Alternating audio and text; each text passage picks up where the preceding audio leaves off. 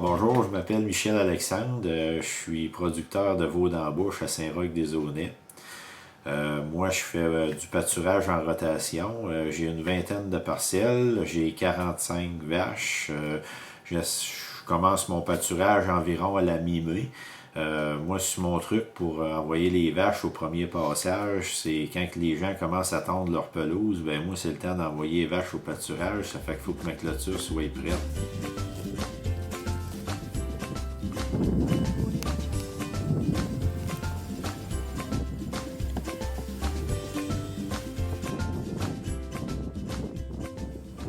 C'est une production que je fais par choix puis par amour du métier. Je trouve que c'est une production qui est simple, c'est facile de s'établir dans cette production-là avec des terres puis des bâtiments puis une connaissance minimum. Tu peux facilement commencer là-dedans puis quand même bien réussir. Ce qui est à éviter dans le pâturage, c'est de faire de la surpaisance. Ce qu'il faut, ben, ça prend de la discipline pour sortir les vaches quand c'est le temps de les sortir. Moi, dans mes rotations, je reste de 2 à 3 jours par parcelle. Les deux raisons de ça, c'est premièrement, c'est pour pas épuiser les réserves de la plante, parce que passé 4 jours, la plante se met à repousser. Puis si la vache rebroute, la repousse, ça l'affecte les réserves. Fait qu'on aime mieux les sortir plus vite, puis à repasser de 4 à 6 fois dans mes parcelles durant la saison, comparativement à une prairie qu'on va passer 2 à 3 coupes. Mais avec les vaches, on va faire 4 à 6 coupes parce qu'on repasse un peu plus souvent. Donc, c'est là qu'on va tout récupérer ce qu'on a à prendre, puis qu'on a moins de refus dans le champ, puis souvent qu'on n'a pas besoin de faucher parce qu'on passe plus de fois, puis qu'on commence assez de bonne heure aussi. La deuxième raison qui fait que je passe de 3 à 4 jours, c'est que la vache, la première journée, elle mange beaucoup, elle se bourre. La deuxième journée, elle mange beaucoup aussi. Puis la troisième journée, elle commence à être plus tannée. Ça fait que là, quand elle ramène une parcelle neuve, ben la vache là, est contente, elle s'en remet à manger plus. Puis là, elle mange plus, les veaux mangent plus, puis elle donne plus de lait, puis tu fais plus de gains à la fin de l'été. Ça fait que c'est toujours du nouveau, puis c'est toujours t'emmènes de toujours de quoi que la vache aime mieux, ça fait que ça fait une meilleure consommation. Bon, dans cette parcelle-là, on est rendu à la mi-septembre, c'est le dernier passage des vaches. Ça doit être le cinquième passage, puis on voit que ça a quand même bien repoussé. Cette parcelle que j'ai envoyée vache aujourd'hui, c'est pas l'idéal, j'ai un peu passé droit. La parcelle ici n'a pas été fauchée. Les refus, ils sont là, les têtes de mie qui ont épié. Il y a un tapis qui est bien dense de trèfle, puis il va y avoir un peu plus de gaspille que normal, mais étant donné cette année que ça a poussé beaucoup, puis ça a été difficile de gérer exactement le nombre de têtes avec la superficie de la parcelle. On a dépassé un peu les besoins des vaches, puis c'est pas grave, ça va être un surplus qui va retourner au sol si jamais il y a un peu de gaspille. Bon, ici, c'était pour vous démontrer l'implantation d'un pâturage. Il est implanté cette année avec du blé, avec une culture de blé. Ça fait 2 semaines que le blé a été battu. Puis on voit déjà que le trèfle est déjà en fleurs. Le mélange qu'on utilise dans les parcelles, puis que je pense qui est le mieux avec l'expérience, c'est un mélange de trèfle ladino mie. Le pourquoi de ça, c'est parce que au début de l'été, c'est surtout le mie qui pousse. Ça fait que les vaches, ils mangent du mie. Puis plus dans le milieu de l'été, puis vers l'automne, surtout quand ça tombe plus sec, le mie, il n'y a pas un très très bon regain. Donc c'est le trèfle ladino qui embarque puis qui fait un job pour l'autre partie de l'été. Le dactyle, je le recommande pas parce que c'est une espèce qui pousse trop vite puis que c'est dur de le fitter avec d'autres choses. Il finit toujours par avoir des grands refus que les vaches, ils arrivent toujours trop tard là-dedans. Puis moi, avec l'expérience, je le recommande pas. Principalement, trèfle ladino mie, c'est pas mal ça qui fait le job. Puis si vous êtes capable de bien implanter du brome, c'est bon aussi au travail. L'année prochaine, au début de juin, je commence ma première coupe. Je fais de l'ensilage dans ces parcelles-là. Je n'envoie pas les animaux pâturer tout de suite au début de l'été. Je fais une première coupe dedans, très tôt.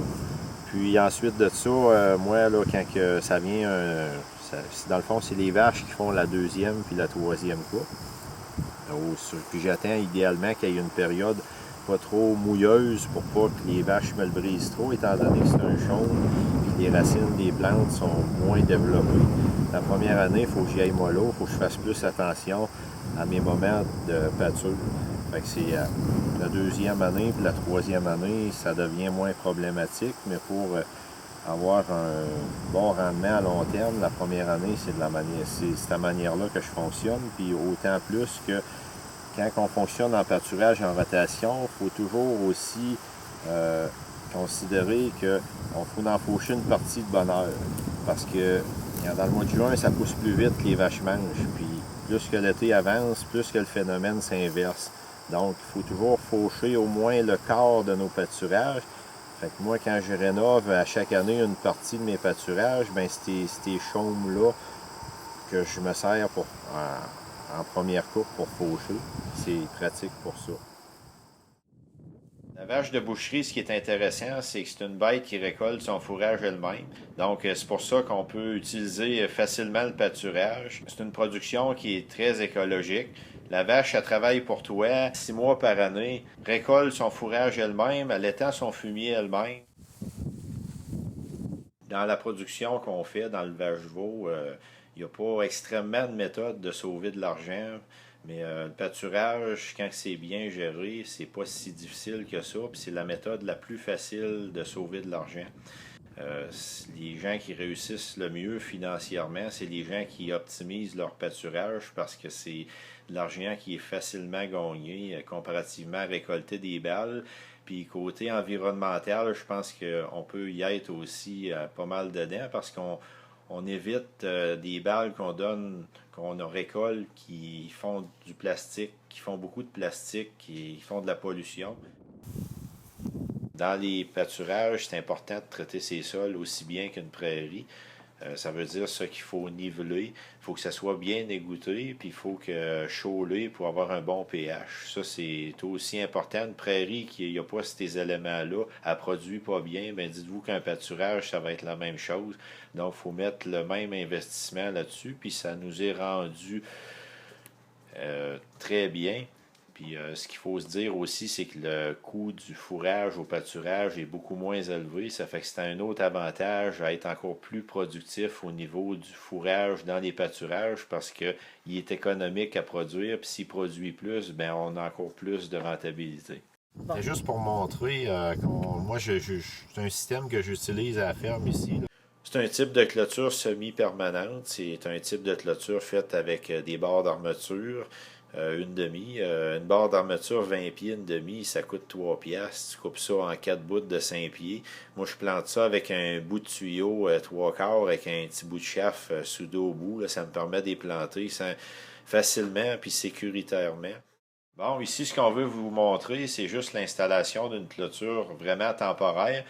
C'est un petit fil de nylon électrique avec un poteau avec un isolateur en tortillon. Le poteau ici, on voit qu'il y a 2 pattes, ça l'empêche de tourner. Ça se plante facilement avec le pied, puis c'est facilement démontable, puis c'est facilement remontable en très peu de temps. L'avantage de cette clôture-là temporaire, c'est quand on veut faucher le champ, c'est très facile, très rapide à remonter et à démonter. L'hiver, c'est ce qui nous coûte cher. Il faut récolter des balles pour les nourrir l'hiver, mais l'été, ça coûte rien. Ça coûte un peu de temps pour faire des clôtures. Puis les clôtures, quand ils sont faites, ils durent des années. Ça prend pour 40 vaches qui pèsent toute l'année. Moi, ça me prend 2 petites journées. Mes clôtures sont toutes faites. Puis je dépense pas de fioul. Puis c'est le fun. Ici, ce que je veux expliquer, c'est que mon système d'abreuvoir, il n'y a pas de base de ciment en dessous, il n'y a pas de garde protecteur. Puis je fonctionne comme ça va très bien. Puis le tour de la table, c'est sûr que le foin, il pousse plus, là, mais c'est jamais venu en bourbier. Puis moi, j'aime mieux un système comme ça, parce que dans le pire des cas, je vais la tasser un peu plus loin, puis ça va faire la job. Comparativement une base de ciment, que si tu veux régénérer ton chien que tu es pris dedans, puis que si ça vient un peu boiteux, plus loin un peu de la base de ciment, ben là, tu peux pas rien faire. Moi, ici, j'ai une vingtaine de parcelles. Je fonctionne avec une vingtaine de tubs. Il y a moyen d'en avoir moins. La manière que je fonctionne, c'est que moi, quand les vaches ne sont pas au pâturage, je les vire à l'envers pour pas que l'eau se contamine dedans et qu'ils restent propres. Quand les vaches reviennent, ben, j'ai juste à la virer de part. À la remettre à sa place et aller rouvrir la valve pour que l'eau rentre. La tube, elle se remplit en peu de temps, comparativement à une petite flotte qui est accrochée sur le bord avec un petit trou gros comme une mine de crayon. Ça ne fournit pas quand les vaches viennent boire. Mais l'avantage de ça, c'est que la tube s'emplit rapidement. Quand le flotteur arrive à hauteur qu'on veut ajuster, ben, il arrête, puis les vaches, ils ne peuvent pas briser rien. Pour les veaux qu'on a sevrés, dans le fond, à la mi-août, j'ai eu un taux de gain cette année pour les mâles de 3,06 livres par jour. Puis pour les femelles, 2,54 livres par jour. Ça me donne à 200 jours un gain moyen quotidien de 2,7 livres par jour de moyenne. Pour les veaux qu'on a sevrés au 15 août, on a sevré une vingtaine. Puis c'est des veaux qui ont bénéficié depuis tout l'été, ils ont été dans le bon pâturage. Ça fait que ça fait une bonne différence. Puis il n'y a pas eu de concentré d'ajouter. C'est vraiment le pâturage qui a fait donner ces gains de poids-là. Puis habituellement, c'est pas mal tout le temps ça. J'ai pas mal c'est pas mal dans mes sizes, ces gains de poids-là. Mais mon rapport de performance pour ma ferme, dans le troupeau, j'ai un intervalle vêlage de 374 jours. J'ai un taux de mortalité des veaux naissance-sevrage à 3,8 %. Puis j'ai un GMQ moyen des veaux à 2,8 livres par jour. Je suis très satisfait de mes résultats, puis je pense sincèrement que ça a un très gros rapport avec ma gestion des pâturages.